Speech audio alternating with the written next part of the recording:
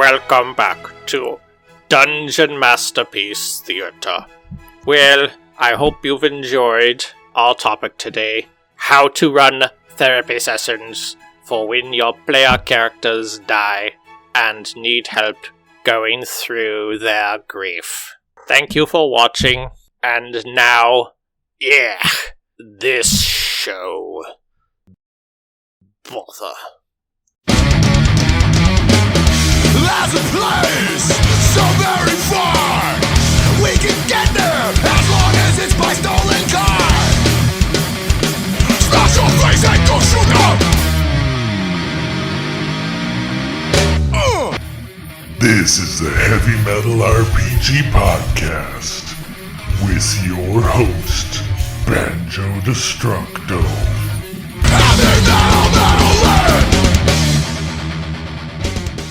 Welcome to the Heavy Metal RPG Podcast. I'm your host, Banjo, and this is episode 1, where we are going to talk about the different character classes in the Dungeon Crawl Classics role-playing game.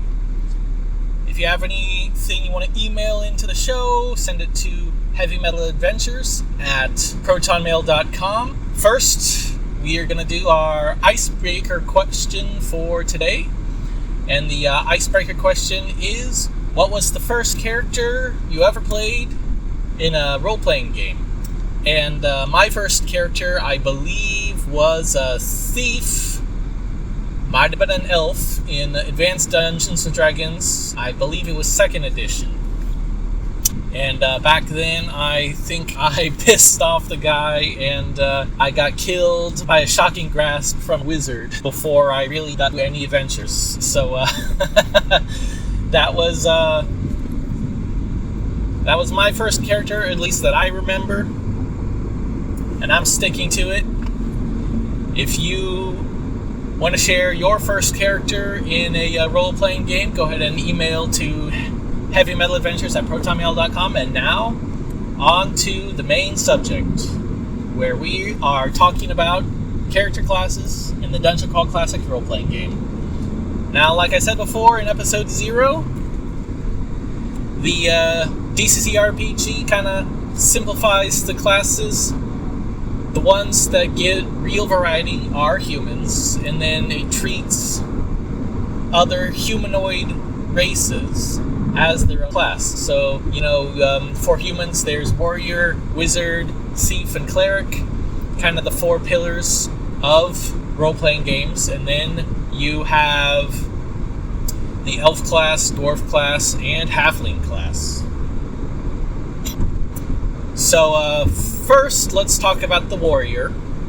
Now, the warrior gets D12 hit points per level, which is the most I've really seen since the barbarian in 3rd edition. And instead of an attack bonus or feats that you might expect in a more traditional role-playing game like Dungeons & Dragons, they have what is called the deed die. So when you make an attack with your d20, you roll the deed die to go with it. The deed die is something you roll every turn in combat, and it adds a bonus to your attack and damage rolls. And if you roll a 3 or higher on the deed die, if you have declared a deed for that turn to go with your attack, the deed can be successful.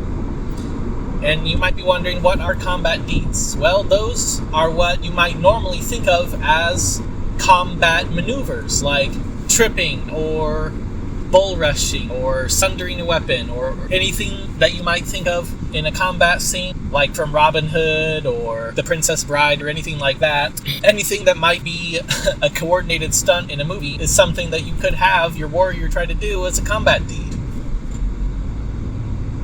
And that's mostly it for the warrior.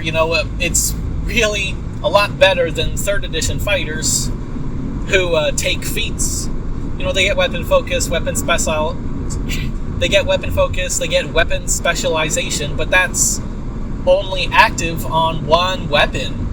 With a mighty deed, you get it with all weapons. So you really become a powerhouse and can swap between weapons whenever you like get a better magical weapon or anything like that. And really the last feature that kind of makes warriors unique is they have a lucky weapon. So if the luck modifier that they start off with is a plus or a minus, you get to choose one specific category of weapon, like daggers, hand axes, javelins, things like that. And that is the lucky or unlucky weapon that the warrior gets a bonus or penalty to, no matter which one that they use.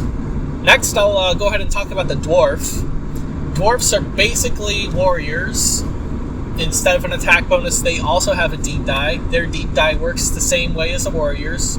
It starts off as a D3, and it goes up the dice chain as they level up. D4, D5, D6, and so on. They get D10 hit points. They also have a shield bash ability, which lets them roll, I believe it's a D14 attack roll with a shield, in addition to any other attacks they might get with their weapon. Sometimes people ask what bonuses apply to this, so I believe I'll go ahead and say that the way that the deep die works is that the deep die applies to all attacks that the warriors and dwarfs make in that combat round. So the deep die applies, like if a dwarf has an axe and shield, the deep die works for their shield bash and their regular attack. So they might not be making a lot of hits with their shield bashes when they start off, but as the deep die improves, they will be hitting a lot more and, of course, doing a lot more damage. If you're rolling a D8 for your deep die and you roll a 5 or a 6, that's 6 extra points of damage for each of your attacks. That also hits. That can also be a good incentive to try and do dual wielding for your warrior if you have a good enough agility to make sure that the penalty isn't so bad. One of the other big features of the warrior and dwarf is they have access to the best critical hit tables out of any class. And the warriors also get to land critical hits on a 19 and 20 instead of just a natural 20. Now you might be wondering, what's so good about all these critical hits? Isn't it just double damage? Well, in Dungeon Crawl Classics, there are critical hit tables. It starts off with table 1, but it goes all the way up to, I believe, table 5. And warriors are the only ones. It might be table 4, it might be table 5. Warriors have access to the best critical hit tables out of player characters.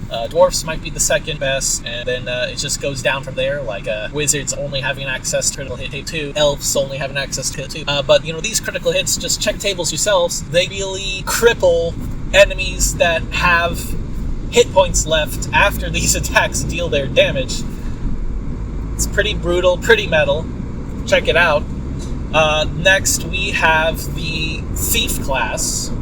Now, Thieves only get about D6 hit points, and they don't get that big of an attack boost as they level up, but they have what's called the Luck die.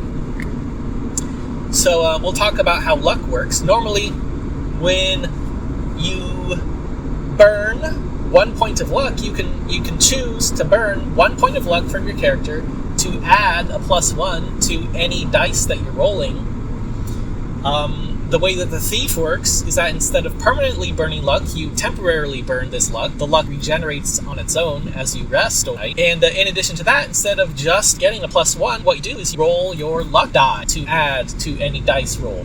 And the way the luck die works is that it increases as you level up.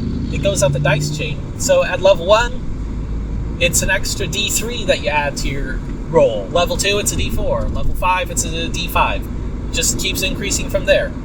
You can add this to attack rolls, damage rolls, critical hit tables. You can add it to your skill checks as a thief, and that's something else that thieves get. Thieves are the only class, really, that has what you might consider skills from 3rd edition. They still get sneak silently, hide in shadows, things like that, with a bonus to those rolls based on their level and based on their alignment. So, chaotic thieves are better at some things than neutral thieves, and lawful thieves are better at some things than chaotic. So that kind of simplifies it. Instead of letting you choose where to put your ranks, it just gives you bonuses based on your alignment. And, backstab's a pretty cool thing too. The backstab bonus itself gives you a flat bonus to your attack roll, so you are hitting a lot easier if you are backstabbed. And on top of that, some weapons, like daggers, get an increase in their damage dice if they have a critical hit. So, daggers get a d10 instead of d4 if it's backstab. And a backstab attack also will automatically cause a critical hit if the attack hits. So that really makes thieves great snipers to start off an ambush. This critical hit backstab works on any weapon. It works on melee, it works on ranged. So, they could bust out their crossbow or their short bow. They could throw daggers. They could use a blowpipe with poisoned darts, or, a crossbow with poison bolts, whatever. Do a sneak attack with poison and automatically get your backstab bonus to hit, automatically cause a critical hit. Some people think wizards are good at nuke bosses, but if a thief gets a backstab off on what you might consider a boss or a mini boss in an adventure or encounter, they could one-shot the boss too with a critical hit result. Especially if they want to burn some extra luck points to add to the damage roll or to add to the critical hit table result, increasing the result of the critical hit so that it's just massively powerful.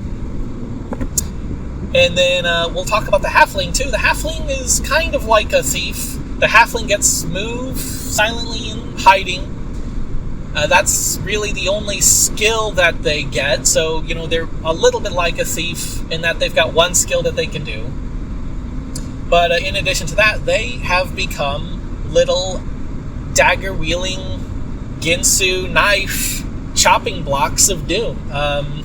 Apart from the warrior and the dwarf, the halfling pretty much gets the best to hit bonus on their attack rolls as they level up. In addition to that, they can choose to dual wield no matter what their agility score is, rolling a d16 for their attack rolls. And they also will score a critical hit on a natural roll of a 16 instead of having the normal dual-wielding penalty of not being able to get a critical hit unless they are using a d20 on the attack. Now, they also have the ability to burn luck differently. They can burn luck points to get a +2 bonus on any roll that they make, and they will also regenerate luck points when they rest. In addition to that, they can add luck to other people's dice rolls, which is something that is unique to the halfling. There's been a bit of discussion about whether it's a +2 bonus or a +1 bonus that the halfling can give to their party members.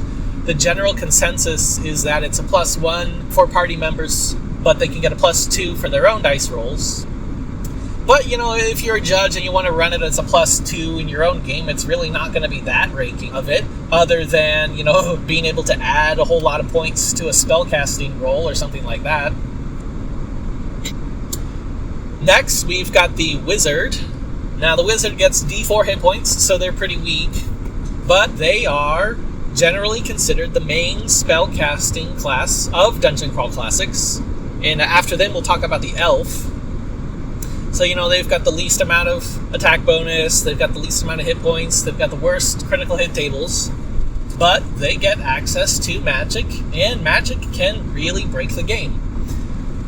Like I was talking about in episode 0, if you keep rolling successfully for your spellcasting, you could end up spellcasting all day long. The way that this is supposed to be balanced is that wizards are not supposed to be common in the world. It says that wizards do not share secrets between each other unless they have a special bond or they're willing to trust this suspicious people. Wizards also typically get corruptions and mutations from casting spells over a long period of time, from the failures that they get. And something that makes each wizard a little bit more unique from each other is that there's a mercurial magic table in the game. For each spell that the wizard knows, you're supposed to roll on the table to see if a special effect is tacked onto the spell. You know, one of the worst ones that typically comes up is somebody the wizard knows dies every time that they cast this spell. And if they don't know a lot of people, that's going to end up killing party members. Of course, it's also common on the table for just nothing extra special to happen. But like I was saying, one of the balancing things about wizards is you're supposed to have them do their own research. You're supposed to have them quest for the spells that they know. You might think it's fair to let them have the spells that they start off with for becoming level 1, like maybe just something zaps in their head, something falls into place, and they gain this knowledge. But when they level up to level 2, level 3, whatever, and when it says on their table the maximum number of spells that they can learn is increased, you're not supposed to just give them these spells for free. You're supposed to make them earn it by questing for it. And if you play for a long time, you will see why this is the case. Because wizards can do spell burning to increase the result on the spellcasting table when they cast spells. So, what is spell burning? Let's talk about that.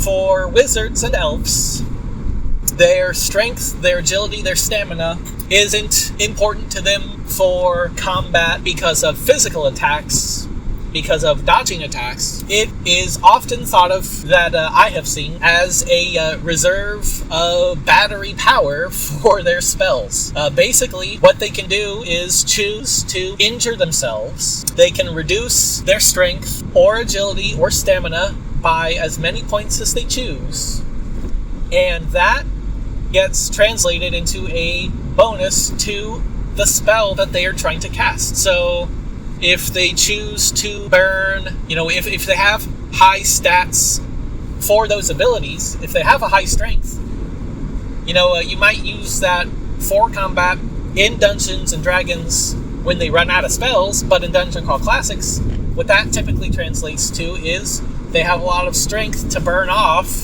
for spellcasting. Sometimes I've seen people put, a full 20 points into a spell to cast. And, there's a special note about, what you should do with that. I think have it be an automatic critical or something like that. But it makes it ridiculously easy to get the highest results on the spell tables, which are typically like 32 or 33, 34, something like that. With a plus 12, with a plus 16 on your spellcasting result, you don't have to roll all that high to get something that can help end a boss fight, quote unquote, as quickly as possible. So, having that in mind, I feel like it's fine to limit the spells available to wizards by making them quest for them. Or, if they are going to rely on the patron bond that they have gotten to make them go out on more quests for their patrons to balance out that power dynamic. Which, since we talked about that, it's probably good to talk about the elf. The elf in Dungeon Crawl Classics is kind of like a mix between a wizard with a little bit more fighting capability.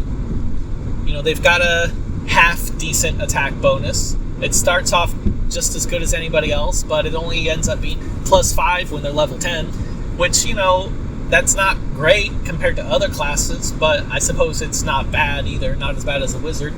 And instead of D4 hit points, it's D6. They've also got more weapons available to them that they can use.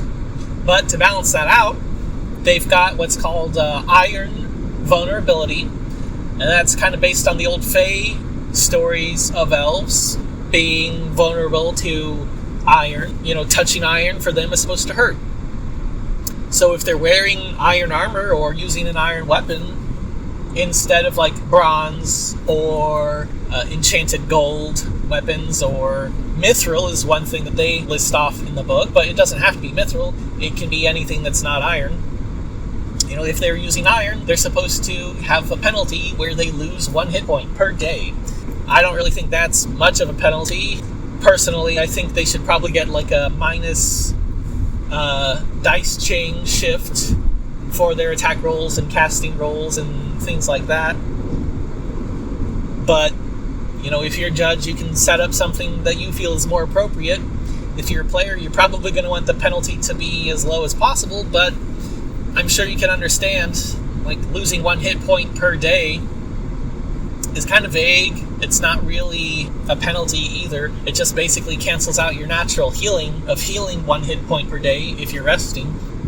But elves are basically wizards that also start off with a specific spell called Patron Bond. And what Patron Bond does is it lets you have like a contractual relationship with a powerful spellcaster. There are some that are listed in the book that are demons, or there's also powerful wizards.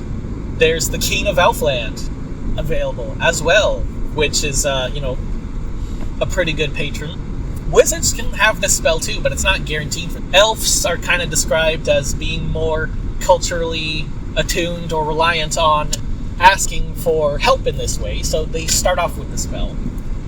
But the way Patron Bond works is you cast a spell over the course of a certain amount of time. I believe it might be a week.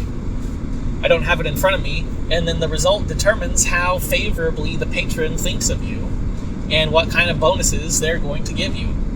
And typically, some of the bonuses you get would be spells that you can't normally cast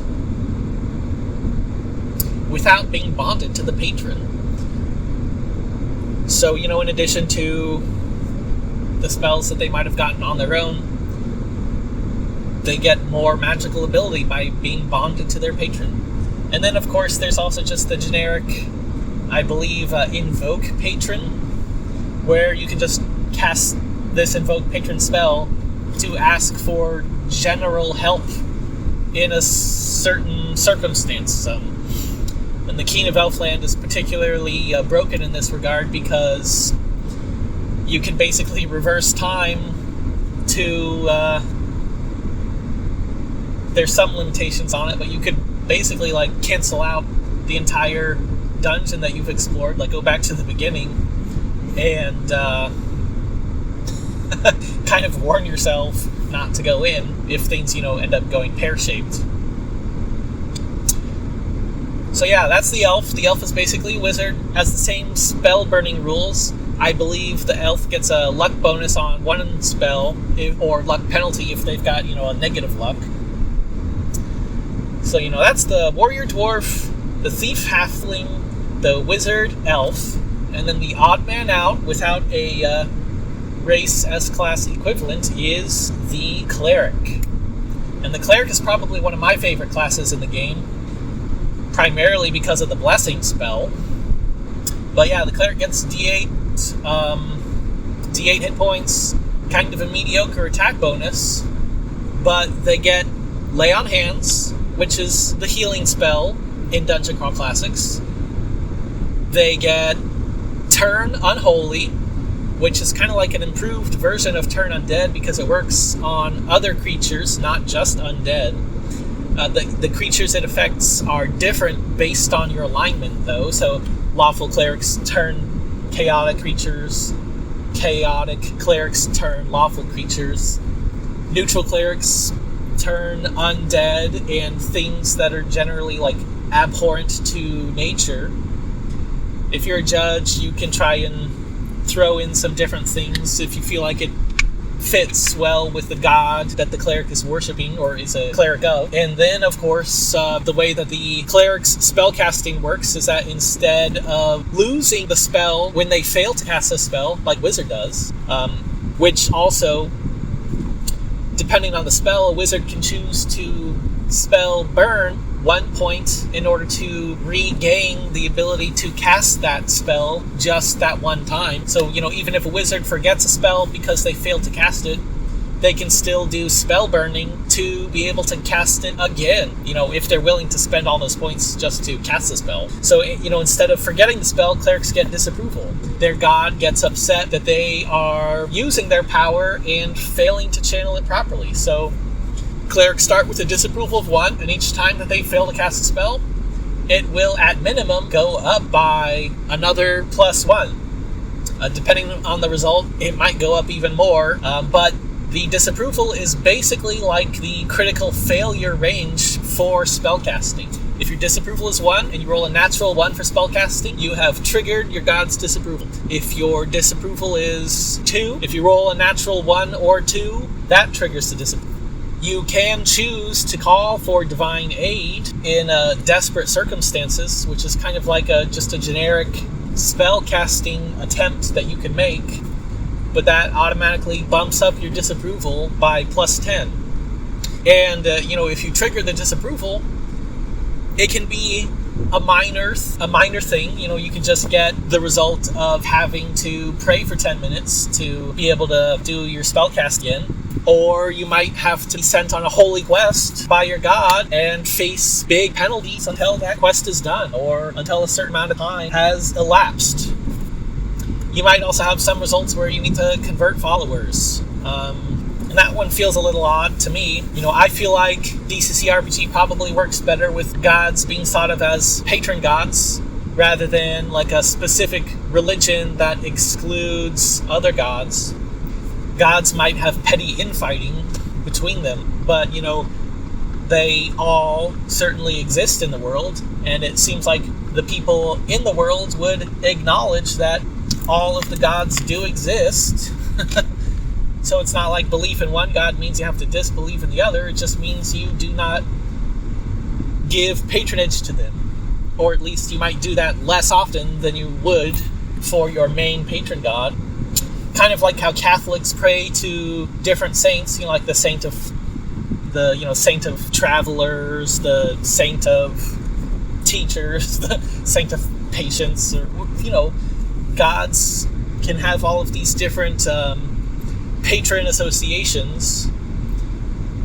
And I feel like the world works better when characters would have the patron god of their house, the patron god of their city, the patron god of their profession, different gods that they give patronage to for different reasons. And then it's up to the cleric to get these converts to add the god to their list of patron gods to, increase the sacrifices and offerings that the god gets. Or depending on the relations between the gods, they might ultimately want to be getting other gods removed from patronage lists, but that, is more likely to invoke anger in the other gods, and depending on the level of campaign that you're running, might not want to do that, at least yet. It might not be that important to the god to have the other gods removed from the patronage of, it depends on how weird and esoteric and petty you want the gods' conflict to be. So, that's just my thoughts on it. And, I think clerics are probably the best because they have the blessing spell. They can bless themselves, they bless other people, they bless objects. Depending on the result, you can have a holy aura on cleric. They're getting bonuses to attacks, damage, and spell casting results. So that means they're less like fail casting spells. But not only that, people within the aura range get bonuses as well. So clerics can help out other spellcasts, help out all of the other classes with blessing. They can also bless holy water, they bless amulets, they bless weapons. I feel like they're a little bit ignored or overlooked as a cool class, mainly because they might be seen sometimes as a necessary class because of their heal ability, but they've got a lot of wiggle room and options for judges make them. And I'll probably talk more about it in running the campaign rules later on. But those are all the character classes in Dungeon Call Classics, at least the ones that come game. Lots of people have added more. You can feel free to try to make your own classes too, or convert classes from other games into Dungeon Call Classics. If you have any questions, send them in to heavymetaladventures@protonmail.com. Let's all head on out to the Heavy Metal Lands, where everybody rolls dice. Take care.